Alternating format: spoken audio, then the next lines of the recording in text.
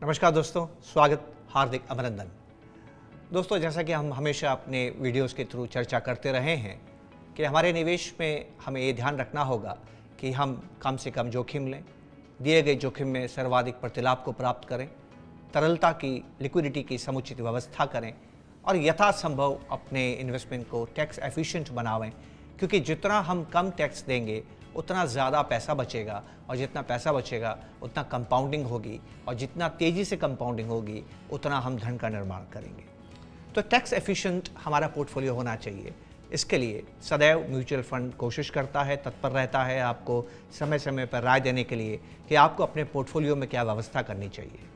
जब तक हिंदुस्तान में डिविडेंड जो आपको दिए जाते थे म्यूचुअल फंड्स के द्वारा वो करमुक्त थे, तब तक हमने आपसे कहा कि आप अगर रेगुलर इनकम चाहते हैं तो डिविडेंड को ज़रिया बनावें।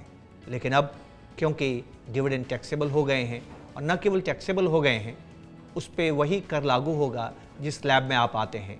आप अगर 10% के स्लैब में हैं तो आपको टैक्स जो है डिविडेंड का वो 10% देना होगा, और अगर आप 30% के स्लैब में आते हैं तो आपको 30% का टैक्स देना होगा। पर आप एक दूसरी तरफ ध्यान से इस बात को समझिएगा, आप जब निवेश करते हैं, आप डेट म्यूचुअल फंड्स पर निवेश करते हैं तो 3 साल के बाद वो दीर्घकाल का कैपिटल गेन माना जाता है। अगर आप इक्विटी ओरिएंटेड स्कीम्स में निवेश करते हैं तो ये दीर्घकालिक कैपिटल गेन 1 वर्ष का माना जाता है, और जो कैपिटल गेन है ये केवल 10% लगता है। तो आप में से जो भी व्यक्ति रेगुलर इनकम चाहता है, समय समय पर चाहता है कि आपको आमदनी प्राप्त होती रहे, उनसे मैं निवेदन करूँगा कि अपने पोर्टफोलियो में डिविडेंड की जगह SWP को, सिस्टमेटिक विड्रॉल प्लान को अपनाएं।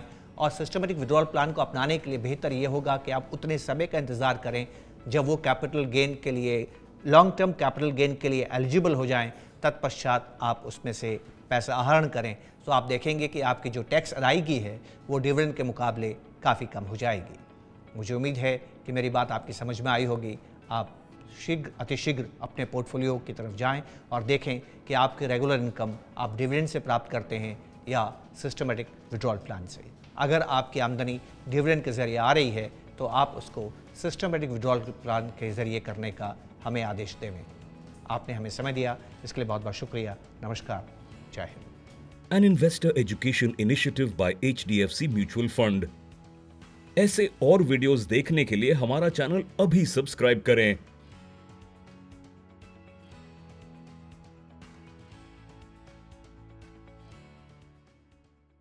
म्यूचुअल फंड निवेश बाजार के जोखिमों के अधीन है। योजना से जुड़े सभी दस्तावेजों को ध्यान से पढ़ें।